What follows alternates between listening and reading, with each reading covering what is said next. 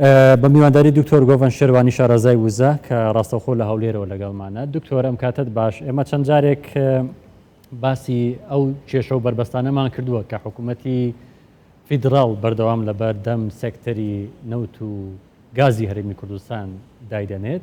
ئێستا یەک لە کۆمپانیا هەرە بەناو بانگەکانی بواری یاسایی لە بواری نەوت کە کۆمپانیای گیبسنە، ئەماژە بۆ دەکات کە پێویستە کۆمپانیەکان سکاڵە لە دژی حکوومەتی بەغدا تۆمار بکەن. ئایا کۆمپانیا دەتوانێت سکاڵا تۆمار بکات لە بەرامبەر ئەو زیان و بربەستانی کە لە بەردەم کارەکانیان کراوە؟ سلااوڕێزم بۆ کەناڵی کوردستان بیسار و بینەرانی عزیز و بۆ بەڕێستان کاکێ من. بەپێی ئەو بەیاننامەی کۆمپانیای یاسایی گیبسندان لە ڕۆژی 16 تەمووز بڵاو کراوە، ئاماژە بە دوو خاڵی گرنگ دەکات. ئەڵێ بەڕەچاوکردنی دوو خاڵ، یەکەمیان مادەکانی دەستوری عێراق وەرەوە یاسای نەوت و گازی هەرێمی کوردستانی ساڵی 2007 پێگەی یاسایی ئەم کۆمپانیای نەوتیەکانە زۆر بەهێزە و دەتوانن ئەگەر یاسایەکی داوایەکی یاسایی تۆمار بکەن سەر حکوومەتی عێراق، دەتوان بە ملیارەها دۆلار قەرەبوو وەرگرن لە حکوومەتی عێراقیشەوە. طبعا ئەو متەوەقعیشە هەموو کۆمپانیای نەوتیەکان هەر کاتێک ئەگە بڕیارێکە بی زیانی بەخشی بەیانیان بەخود ئەسهمی ئەو شەریکانە لە بازارەکانی نێودەوڵەتی بۆیان هەیە داوا تەزیلکەن و بە تایبەت ئەو داوانە لە دادگا نێودەوڵەتیەکان لە پاریس و لە لەندەن و لەسەر بنەمای یاسای بازرگانی نێودەوڵەتی ئەنجام دەدرێ و بڕیار لێسەر دەدرێ و بە تایبەتیش ئەگەر ئەوە ڕووی داوە ئەو معنای هاندانە بۆ کۆمپانیا ئەگەر هەست دەکەن کە زەرمەند بن لە بڕیارەکانی وزارەتی نەوتی عێراق و محکەمی فدرالی بۆیان هەیە یاسا تۆمارکەن و داوای قەرەبوو بکەن بۆ پڕپارەی کە ئاماژە پێکرا. بڵێ دکتۆر، لەبارەی ئەو سکاڵانەی کە حکوومەتی ناوەندیش ینی حکوومەتی فیدرالیش بەرامبەر کۆمپانیا بیانیەکان بەتایبەتی بۆ بەرامبەر تورکیا کردوێتی، دادگایەک لە فەڕەنسا کە لە دوو مانجی داهاتوو بڕیارەکە دەرەچێت، ینی بەغدا داوای 20 میلیارد دلار قەرەبوو لە تورکیا دەکاتەوە وەکەوەی کە گرێبەستی دەگەڵ هەرێمی کوردستانە. پێ دوای ینی ئەم بڕیارە زیانێکی گەورەی دارایی بە عێراق دەگەیەنێ بە تایبەتی ئەو سکاڵانەی کە کردوتی بیدۆڕێنێت؟ ئەم وەک عێراقیەک پێم باشە عێراق و حکوومەتی عێراق لە سەرجەم سکاڵەکانی خوان لەگەڵ لاەنە بیانیەکان بباتەوە، بەڵام ئەو داوایە بە تایبەت مووقفی عێراق زۆر باش نییە و ڕەنگە لە بەرژۆندی حکوومەتی عێراقی دەرنەچی لەبەر دووهۆیەک. لانی تورکی کە گرێبەست واژوو دەکە لەگەڵ هەرێمی کوردستان، هەرێمی کوردستان پێگەکی دەستوری دامپێنراوی هەیە لە دەستوری عێراق بە تایبەت مادەکانی 116 و 117 واتە تورکیا یاخود کۆمپانیا تورکیەکان لەگەڵ بەشێکی معتەرەفی عێراقی فیدراڵ اتفاقیان کردی، نەک بەشێکی غێر معتەرەف. ئەوەی کەیتریش زۆر گرنگە باسکرێن لە ساڵانی رابردوو چەندین جار ئەو هێڵە نەوتیەی کە هەرێمی کوردستان چاچ کردەوە بەشێک توانرا بەشێک لە بەرهمێنانی نەوتی کەرکووک بواستەوە بۆ بەندەری جیهان بە ڕەزامەندی و اتفاق و داواکاری حکوومەتی عێراقی فیدراڵ بوو. بۆیە ئەم شتە نوێ نییە تا ئێستا دیسان ناڕەزامەندی خۆی ئەنجام بدات و ئەسکاڵا بکە لەسەر ئەم کۆمپانیای کە ئشراف دەکەن لەسەر ئەم هێلە نەوتیە. بڵێ دکتۆر، ینی دەستێوەردانی تارانیش لە کەرتی وزە و نەوتی عێراق هەرێمی کوردستان بە تایبەتی وا باز دەکرێت لە راپۆرتەکان ئاماژەی بۆ کراوە کە دەستێوەردان دەکات لە هەندێک بڕیاری دادگای فیدرالیش. ینی باسی ئەوە دەکرێت کە ئێستا جۆ بایدن ئیدارەی جۆ بایدن دەستێوەردان بکات لەو کێشەیە کە ئێستا عێراق تێکەوتووە. ینی جۆ بایدنیش لە کۆنگرەی جەددا لە لووتکەی جەددا ئاماژەی بۆدا کەوان هاوکاری عێراق دەکەن بە تایبەتی لە کەرتی وزە. ینی تا چەند ئەمریکا دەتوانێت لەم دۆخەدا هاوکاری عێراق بکات لە کۆتایهێنان بەو کێشە لە نێوان هەولێر و بەغدا؟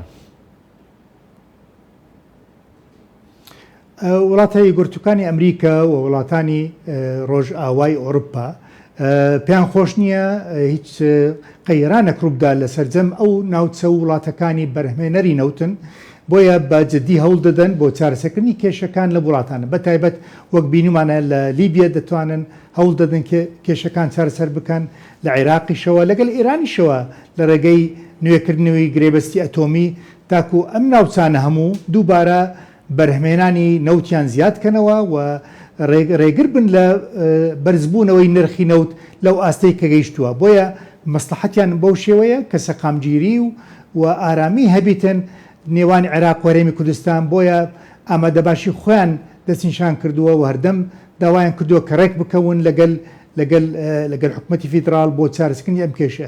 بەڵام بەجێ داخەوە دەستێوەردانی دەرەکی هەیە، دەستێوەردان ناوخۆی هەیە، بەتایبەت لیان هەندە لانە سیاسیەکان کە پشتبەستن بە وڵاتێکی ئیقلیمی و کار دەکەن بۆ شتێک لە بەرژەوەندی گەڵ و حکوومەتی عێراقدا نییە. بەڵێ دکتۆر لەم دوایەنەدا ینی دادگای بازرگانی عراقیش ئاماژە بۆ دەکات کە ئەو چوارگرێ بەسە گەورەی کە هەرێمی کوردستان لەگەڵ کۆمپانیا ئەمریکیەکان لەگەڵ ژمارە کۆمپانیای ئەوروپی کردوێتی، ینی دەتواندرێت 200,000 بەرمیل نەوت ڕۆژانە زیان بە کوردستان بگەێنێ ئەگەر بێت و ئەو هەنگاوە بندرێ لەلایەن ئەو کۆمپانیا بیانیانەوە.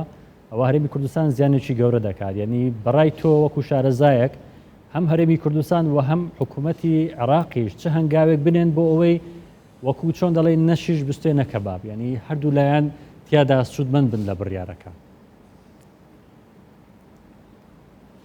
لەلانی تەکنیکی و علمیەوە ئەو شتە ڕاست نییە، چونکە ئەم کۆمپانیا ئەمریکیەک بەناوبانگانە کە ئامادەباشی خۆیان دەستنیشاندا بۆ کشانەوە لە هەرێمی کوردستان، هەرسێکیان کۆمپانیای خزمەت گوزارینەوە تە شەریکاتی خەدەماتە دەتوانن کۆمپانیای سەرەکیەکان کە ئەوانەی شراف دەکەن لەسەر بەرهەمێنانی نەوت استیعانە بە شەریکاتی تر بکەن وەک بەتایبەت شەریکاتی ئاسیەوی و چینی. بەڵام ئەو کۆمپانیاش کە ئامادەباشی خۆیان دەستنیشاندا بۆ پابندبوون بە بڕیاری مەحکەمەی اتحادی نیانوت بە 100% دەکشێنەوە، وتیان لەمە دووە ئێمە پێ هیچ تەندەرێک پێشکەش ناکەین لە هەرێمی کوردستانەوە تا ئەو گرێبستانی خۆمان یەکلا دەبیتەوە یاخود ماوەی یاسایی تەواو دەبیتەوە. ئەوەی کە ئاماژە پێم باشە ئاماژە پێ بکەم ئەم کۆمپانیا ئەگەر بکشێتەوە هیچ مشکلە نییە، چکە شەریکاتی خەدەماتی نفتیە سێرڤس کۆمپانیا واتە خزمەت گوزاریە و بەدیلیان هەیە لە وڵاتانی تریش چ لە ئەوروپا چ لە ئاسیەوە و جێ ئاماژەیە ئەگەر ئەوانە کشانەوە یەکەم بەدیل بۆیان ڕەنگە کۆمپانیا ئاسیەویەکان بەتایبەت چینیەکانە. ئەمەش جێی ناڕەزەمەندیە بۆ ئەمریکا و وڵاتانی تر، چونکە ئەم قازانجەی کە بۆ شەریکەی ئەمریکی بی دەستەوە بۆ شەریکەی ئاسیەوی و چینی. باشە دکتۆر لەبارەی هەڵپەساردن یاخود جێشتنی کۆمپانیا ئەمریکیەکان لە کەرتی نەوت و وزەی هەرێمی کوردستان، ینی پێ وایە ئێستا کە قەیرانی گازە لە سەرتاسەری جیهان بەتایبەتی لە ئەوروپا، ینی کۆمپانیا ئەوروپیەکان بێن شوێنگرەوەی کۆمپانیا ئەمریکیەکان، یعنی ئێمە نابێتە ڕکابەری لە نێوان ئەو دوو جۆرە کۆمپانیا یاخود ئەو کۆمپانیا ئەوروپی لە بابەتی خزمەت گوزاری هیچ کێشە نییە، چونکە دەیان کۆمپانیا دەتوانێت ئەو کارانە بکەن. بەڵام ئەوەی کە گرنگە ئەم داوە یاسایی کە لە 8 پێنجەوە وزارتی نەوتی فدرال تۆماری کردووە سەر کۆمپانیایە لە بەرامبەردا لە 2/6 و 5/6 دوو داوای یاسایی تۆمار کراوە لەسەر بەرەبەرێکی گشتی لە وزارەتی نەوتی عێراق و خودی وەزیری نەوتی عێراقەوە.